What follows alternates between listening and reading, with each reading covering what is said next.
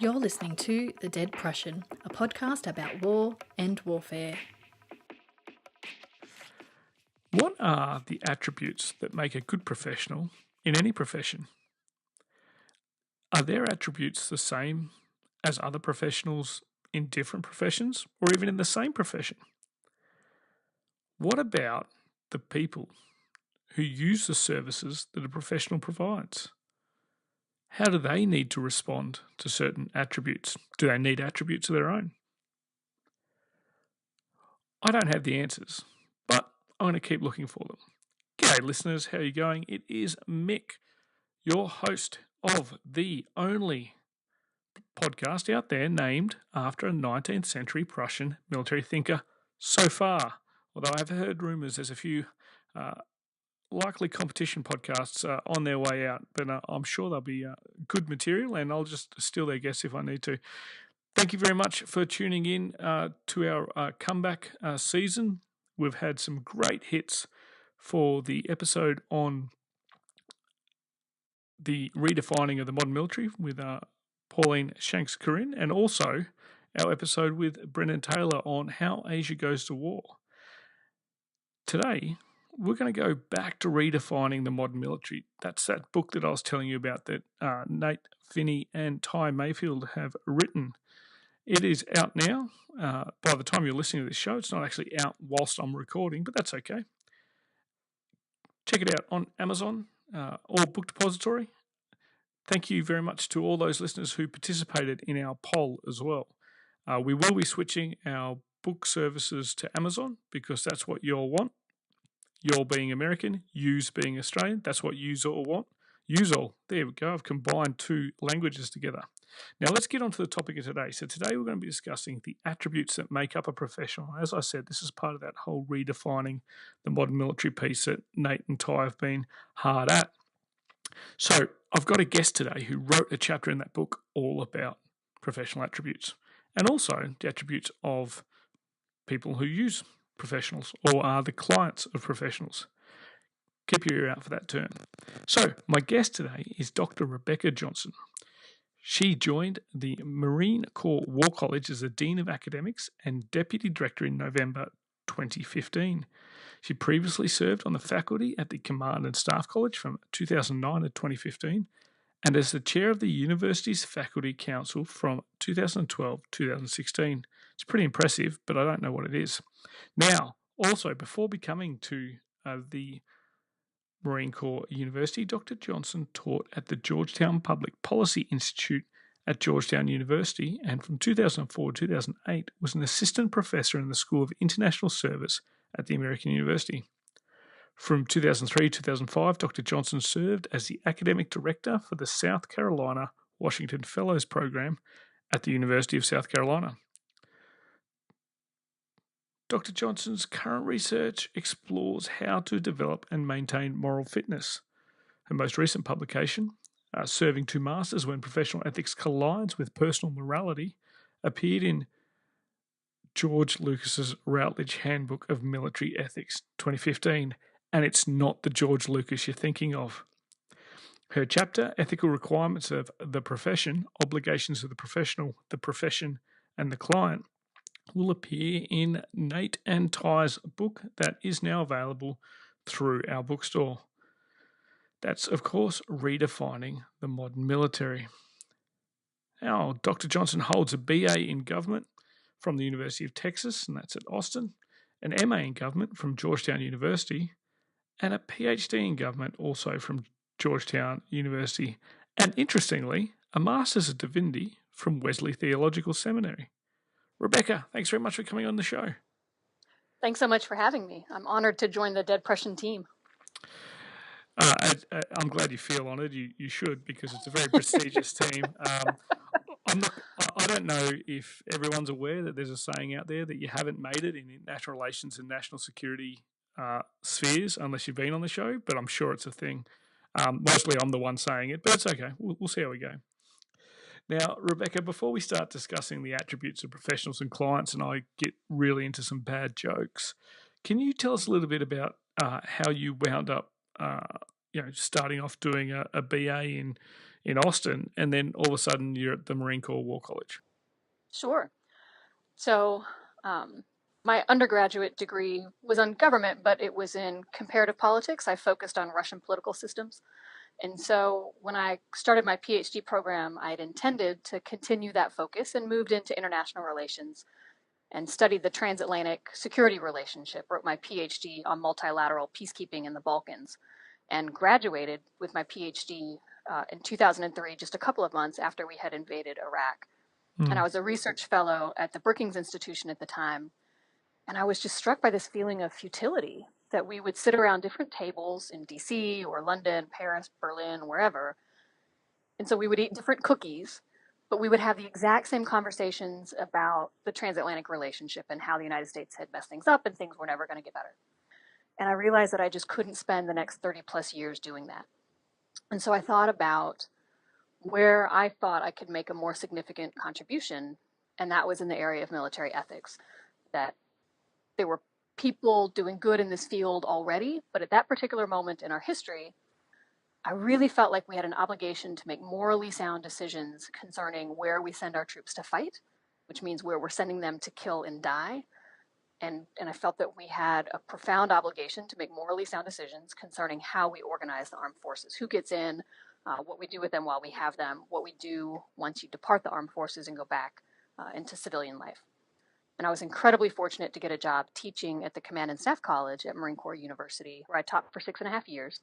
And just because you mentioned it, the chair of the faculty council is just a board of faculty members who make recommendations to university leadership on things related to faculty governance. Oh, cool. It was fun, but it was not, super exciting. Sounds amazing. But so I taught at Command. Yeah, right. I taught at CSC for a little over 6 years before moving to the War College, or Mick-War, as we know ourselves, in 2015. McWar, I like that. Kind of sounds like my first name. Yep. Now, our listeners have heard a little bit about the book that your chapter that we're discussing is in. Hopefully, I've convinced them to purchase a copy or even 7, particularly through our bookshelf, so that Nate and Ty don't get to hog all the massive profits I'm sure they're making on this book. Now, your chapter itself addresses the attributes and obligations required of a profession, the professional, and the client. Perhaps maybe you could start by telling us why attributes are a useful angle to examine professionalism from. Sure. So the book itself as a whole broadly looks at the relationship between the profession of arms and ethics. And for me, I've been struck for a long time that when we talk about military professionals, particularly if we're talking in the context of the civil-military relationship, we tend to focus on what the professional owes, that they're expected to remain non-political, they're expected to sacrifice their life, they're expected to remain obedient to all lawful orders, even patently stupid ones. But we don't spend much time focused on what the professional is owed. That professions exist in relationship with the clients they serve, and so any ethical requirements of the profession of arms has to be examined relationally. And so that's what I undertook to do in the chapter. That I look at the ethical requirements of the profession itself, so the attributes of the profession, the expertise, the rules and values that define the standards of the profession, in this particular instance, the profession of arms. I also examine the ethical requirements of the professional, so the skills, leadership, character traits that are needed in those responsible for maintaining the standards of the profession. Yeah. But then finally, and importantly, the client itself has ethical requirements, the guidance, the support, the values they need to demonstrate to enable the profession and its members to set and uphold those standards, to do that job for them. It makes sense now that you've explained it. It also made sense to me because I read the chapter, listeners. So I'm being a bit sneaky here, but I guess the best way we can cover it off for the listeners, and this is kind of how it's approached in the book. What I do love, listeners, about this chapter is there's actually tables that you can actually refer to, which is good. I think also for you, Rebecca, it's a sign that you've been teaching at military colleges for a while, because they do love a good table. I'm sure the artillerymen in your classes absolutely love it, because it looks like firing tables. But basically, let's start with the attributes of a profession. What are they, and why are they important? I can't claim ownership of these, so they come from a white paper that the Army produced back in 2010. but they made really good sense to me, and so I built on them for this chapter. And I agree with you on tables. I think it's important, particularly if you're talking about complex things, not just tables, but graphics, image. If you're talking about something that's complex, the more you can do to help people key in on the essential features, the better, right? Yeah. So the Army gives us 5 attributes of a profession, and for them, the profession of arms. And the first attribute is expertise, that the profession has an expectation to maintain a high level of specialized expertise. So if we're talking about the profession of arms, it's the expert use of violence for a political end. And if you don't have that expertise, you're not a profession, you're not a military. Yeah. The second attribute or requirement is service. So the expertise, the expert use of violence for political end, that expertise is used on behalf of a client. And for us in the United States, technically it's the Constitution. Service members and all federal officials take an oath of office, and that oath is to support and defend the Constitution against all enemies, foreign and domestic. But it's hard to personify that in a meaningful sense, and so we tend to think of the client as the American people. Yeah. Because that's a lot easier than a piece of paper. Yeah. So or the enemy. So people join the military to serve. You know, in the U.S., we even talk about the military as the service, right? You're a member of the service, or you're a service member. Yeah. And so this commitment to service, I think, is most obviously seen in what is called the military's unlimited liability, that the military accepts that its members might die or be seriously wounded in combat. And so as a profession, the military sacrifices its own members, sometimes in shockingly large numbers and against its own better judgment, in service to the client. And that commitment to service is a powerfully strong bond. And so it's one of those essential defining elements of any profession, but particularly the profession of arms, because that service comes with the cost of life. And so the third attribute is tied to this, and that's trust. The client trusts the profession to use its expertise on their behalf. They trust the profession to self-regulate, so to set the standards for who gets to join, and to have self-regulating processes like the Uniform Code of Military Justice, non-judicial punishment, courts-martial, to help police the force. That the service itself determines who stays in and who gets out, for what reasons. And then the fourth criteria of the profession is a commitment to development. In order to maintain that expertise of lethal force in pursuit of a political end, the profession has to remain laser focused on improvement. And we see this in credentialing requirements across the different services, as well as continued development, commitment to development over time, so very strict promotion and command requirements, as well as an institutional commitment to innovation. And so we see this tactically, doctrinally, and in tech. You had August Cole talk a few podcasts ago about the use of fiction, and this was coming from the Marine Corps and the Army's desire to look into the future to get an idea of what trajectories we might be going down so they can be prepared for it. That's an illustration of this commitment to development. Okay. And then the final attribute would be values, and it's a bit squishier, but it's fundamental. To ensure the profession remains focused on its client, that it's not just good at killing, but it's only killing for a very particular purpose. This development of expertise has to be tied to foundational values that benefit the client. And so I'll speak for the Marine Corps values because they're the ones I know the best. They're tied. The Marine Corps and the Navy in the United States share the same values, and they're honor, courage, and commitment. Mm-hmm. If you ask any American about honor, courage, and commitment, they're going to say, yes, amen, table slap. That is part of what it means to be an American. Those are American values. Yeah. And so as the Marine Corps thinks about what should we be doing in any particular, or a Marine thinks about what should I be doing in any particular moment, it orients their thinking around those values. They're tied without any question, tied to the client. Not just the Constitution, but the American people and what it means to be American. It's I'm just going to applaud you for that excellent mention of a previous episode and previous guest. I just want all guests in future to note that and likewise help me with my downloads. But I'm going to do probably the clumsiest segue for the easiest setup ever. So we talk about what are the attributes of the profession, and I guess reading through your chapter, I was like, well, surely they must be the same for the professional, but they're slightly different from your chapter. So Maybe we should discuss the attributes of a professional as distinct from the actual profession itself. How are they different? And I know that some are different, but also know that some are linked, and they kind of overlap. So, how are they different? How are they linked? How do they overlap? Mm-hmm. So, if the profession is the organization, so it is the military, not even the Marine Corps, it's the military, the profession of arms. Then the professionals are the individual people who make up this bigger whole. And so their responsibilities are personal responsibilities, whereas the profession's responsibilities are corporate. And so there are individual professionals, if they rise in rank to a certain level of seniority, let's say a sergeant major or a general officer, who still maintain their personal obligations as professionals, but really they are stewards of the profession at that point. And so they're making organizational decisions that shape the profession overall, right? That identify who can come into the force, what are the standards to stay within the force, how are we communicating with Congress, what are the things we're doing as an organization to maintain trust with the American people. So I think it's a level of scale, maybe, would be the easiest way to think about the difference between the profession and the professional. Although, again, those people who really are making decisions to shape the profession, they still have their personal obligations as professionals.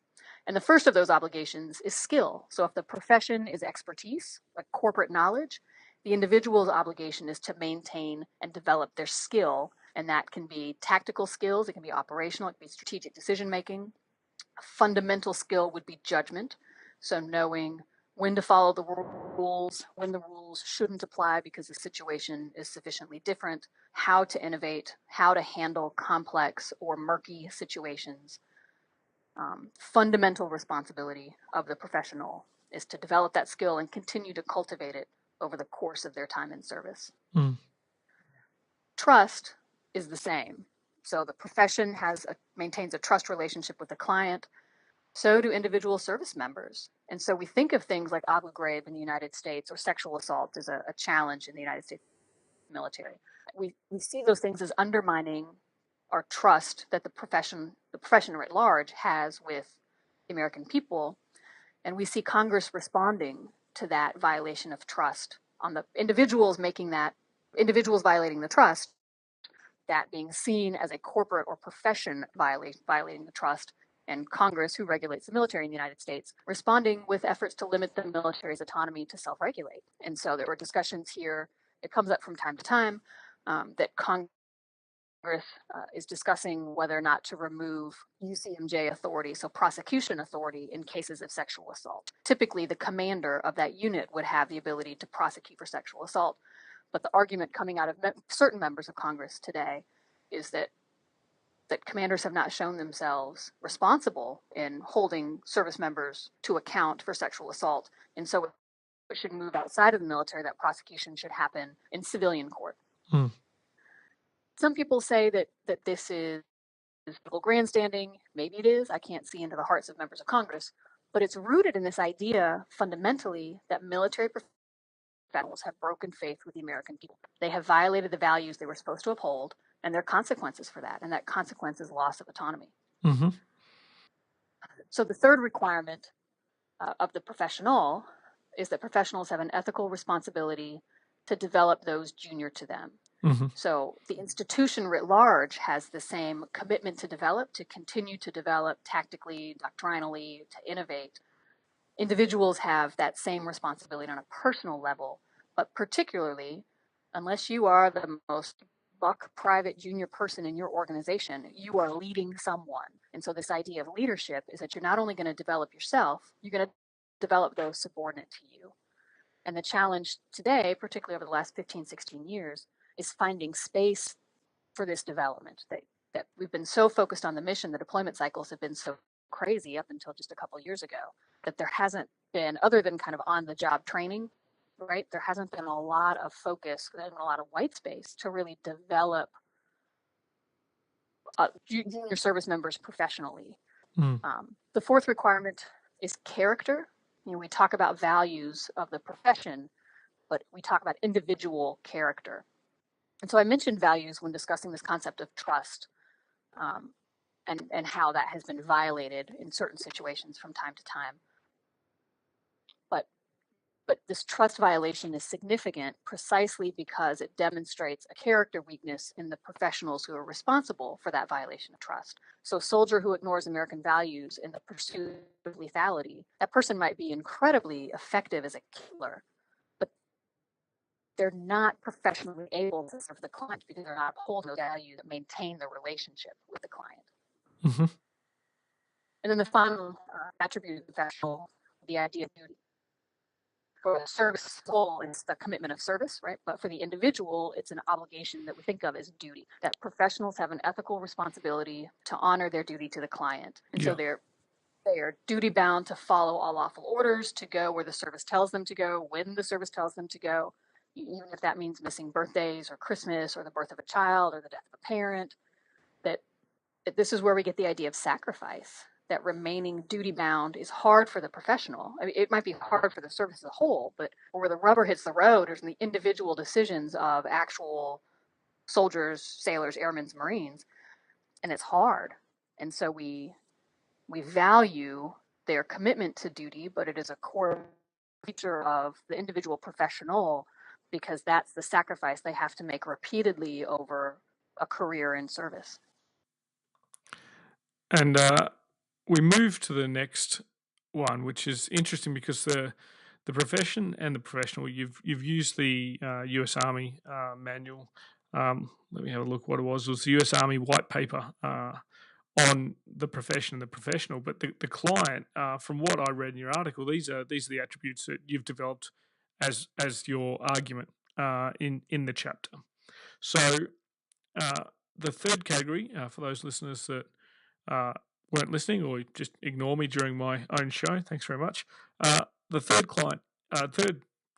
person is the client, or group of individuals is a client. Now, we're talking military.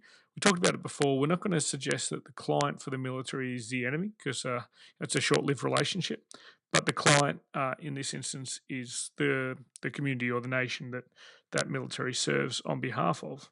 Now, this might be a new concept to some of our listeners in terms of understanding how that fits in to the idea of professionalism. So, can you talk about the client's attributes and what they are and why they're important in terms of understanding the modern military profession?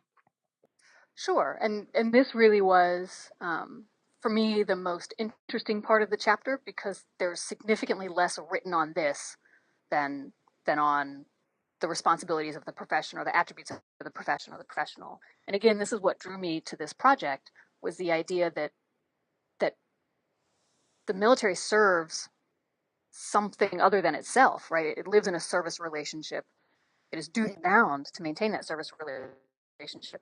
And so we ought to be thinking about the responsibilities of the other end of that relationship, which is the client, the American people. And so while the profession is responsible for setting its own standards, and the professional is responsible for maintaining those standards in themselves and in those they lead, the client is responsible for maintaining both the profession and its members to fulfill those responsibilities. Mm. And so the client relationship is one of an enabling role because they're not the ones executing, they're just the ones kind of setting the conditions for the profession and the professionals to go and execute. And so the first of these criteria that I look at is political guidance. And I argue that the client has an ethical responsibility to provide sufficient political guidance to direct and constrain the profession's work. And so the client, and this wouldn't be the American people, this would be the president or Congress, they articulate a political end, and they also articulate, and this is critical, they articulate expectations concerning what success looks like. What does it mean to have met that end? And then the military goes and they exert violence in order to achieve that military end. But if you don't articulate the end, and if you don't articulate what success looks like, then the military can go fight for decades. They can go do great things tactically and strategically, but if they don't know what the end is, they don't know where they're going, right? They're fighting without, and that, I'm going to argue, that's not okay. That's a violation of the relationship. Mm. So the second criteria is trust, and so this trust right here, that is a constant across all three elements of this relationship: the profession, the professional, and so just the profession and the professional must maintain trust the client and in the context of how I think about this with the American people, so must the American people maintain trust with the profession and its members. Service members have to be able to trust that they won't be sent to fight foolish wars. They'll go do it, right? The client can tell them to go do stupid and they'll go do it. But they ought to be able to trust that they won't be sent to do something stupid. They trust the American people will provide sufficient resources to enable them to achieve whatever that stated end that was articulated, whatever the political guidance was. And if that trust is violated, then again, that doesn't mean that the profession or its members will fail to maintain their relationship, but it means that the relationship is damaged. And so the third requirement, or the third attribute, is that actual tangible support. So this is tied to trust. Mm-hmm. It's the first degree to actually provide material support in that desired end state. Because just think about it. Let's say that the political alliance is given, that this is the end state that we want to achieve as the United States or Australia. This is what success looks like. Yeah. But we're not going to actually resource you. We're setting you up to fail. We're not actually to achieve the end state. Yeah. That's just not okay. I mean, that's just a fundamental violation. You're going to send other people to fight and die, to kill. Let's not, we think of soldiers leaving their lives, but it is a morally significant thing to take life as well. So you're going to send people to kill and be killed knowing that you haven't resourced them to achieve victory, that you were literally sending them into that situation to fail. That's, in my opinion, morally abhorrent. Mm-hmm. Religion is for our values. Again, we see this stream of values underlying all three elements of relationship. If we expect the person of norms and to uphold core values, then the client's got to be clear about articulating what those values are.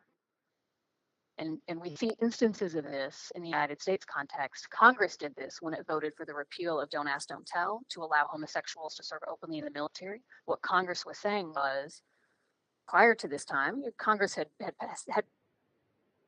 although it was law that said that homosexuals couldn't serve openly, but certainly the culture within the military supported the law. And so Congress ultimately came a few years ago and said, this have changed. No reason why you can't be gay and also be an effective warfighter. Services figured out. There was drama than some people had anticipated.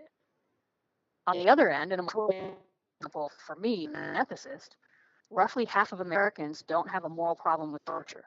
They think torture is acceptable. And so that sends a message to our church. I mean, it's 49, 48% on each side, and then a couple of percentage points of Americans who don't know where they don't have an opinion on. So this sends a message to the troops that torture could be okay, even though it's considered a war crime under international law. So the values espoused by the client in this particular case, in the United States context, opens professionals up to great risk. And so this idea of core values that are clearly articulated to set them up for success, critical. That's interesting, those values, and you talked about it a bit when you talked about support, but what really got me was that commitment value that the client has. Can you talk a little bit about that? Yeah, so here I just talk about that in terms of support, that you can't just abandon the troops because it's expedient, and here we might think things like continued material resources to continue the fight. We also might think of aftercare, and so another way to think of commitment, and again, I don't know what it's like in Australia, but in the United States, there's some challenges with transition of troops coming back, getting out of service and becoming civilians again, and maybe they have some lingering mental health challenges from what they've seen in combat. Maybe they have some problems finding a job because of the general job market matching up with their particular skill sets, what they did when they were in the military.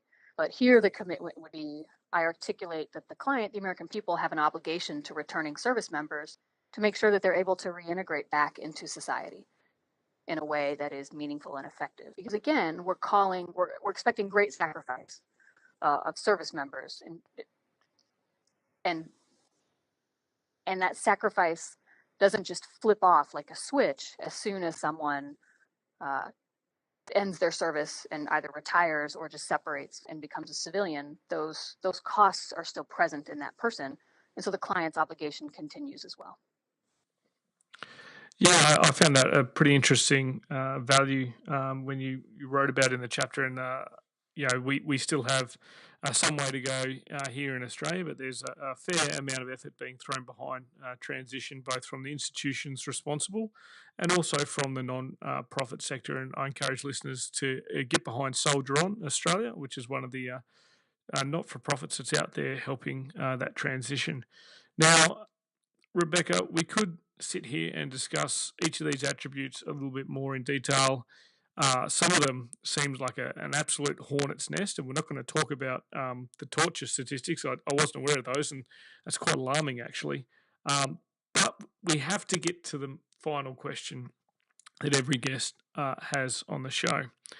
Now, every guest gets the same final question because it relates to our mission on the show, which is to define war in as many ways possible, just like Big Carl, the dead Prussian himself did, a dead Prussian who's actually quoted in your chapter. I noticed the footnote there. So you must be very well prepared for this question. I ask each guest the same question, as I said, and that question is to finish a sentence. So I ask you now, can you finish the sentence, war is? So I spent a lot of time thinking about this, and I'm going to say that war is a contest of wills and resources. And that is a bad dictionary definition because it's not exhaustive, right? There are plenty of other things that are also a contest of wills and resources. Yeah. But when I think about who wins a war, it's the side that refuses to give up, and it's the side that doesn't run out of Schlitz, right? Yeah. That's an American phrase. I don't know if that translates in Australian. We're just going to say stuff. Okay. It's not very often that a war, and I'm not talking about a battle or an engagement or a campaign, but a war. Yeah. It's not very often that a war is won on the battlefield, where one side kind of outfights the other. I can think of the 6 Days War, I can think of the First Gulf War, but most of the time, that's just not how it happens. Most of the time, one side gets sick of fighting, or they've got other priorities that kind of take precedent over the war, or they simply run out of gas. They got nothing left. They got no more people. They got no more guns. And so if you want to figure out which side is going to win, it comes down to who wants it more and who's got more people and more stuff to throw at the fight. So again, that's it's interesting. That's not going to get me to dictionary.com, but that's how I think about it. It'll get you an interview on the show, so that's good enough. And I've never heard of Schlitz before, but I'm going to try and use it in the next brief I write. Rebecca, thanks very much for coming on the show. I know it's first thing Monday morning for you there, and I suppose it's actually quite a pleasant way to start the week talking with me, so that's okay. But thanks very much for coming on the show. I love it. Thank you so much for having me. I really appreciate it. Now, listeners, if you enjoyed that interview, and you know what, even if you didn't, go out and buy the book. The book is Redefining the Modern Military. It's edited by Nathan Finney and Tyrell Mayfield. That's right, I use their full names, so I'll be surprised. You can find it in the show notes through our bookshelf. You find it on Amazon, Book Depository, anywhere you can jump on a computer and find Google. You can find this book. In fact, there's Google for phones now, I've heard. You can also support Rebecca by finding her on Twitter and joining in the conversation. And she is at Johnson R, and that is JOHNSONR. Also, listeners, thanks very much for all your support with the charity run I did recently, and those listeners who donated money towards Soldier On Australia and the transition work they do for Australian veterans.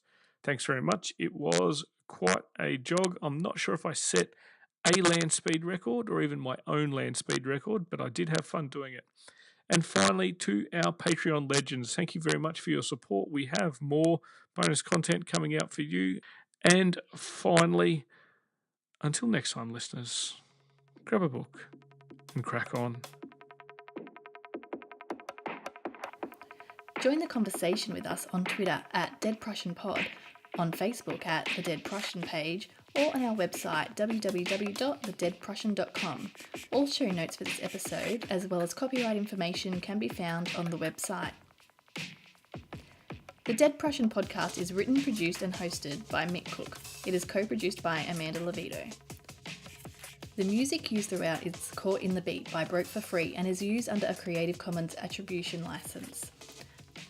All opinions expressed by individuals on the podcast are those of the individual and not necessarily representative of any other organisation.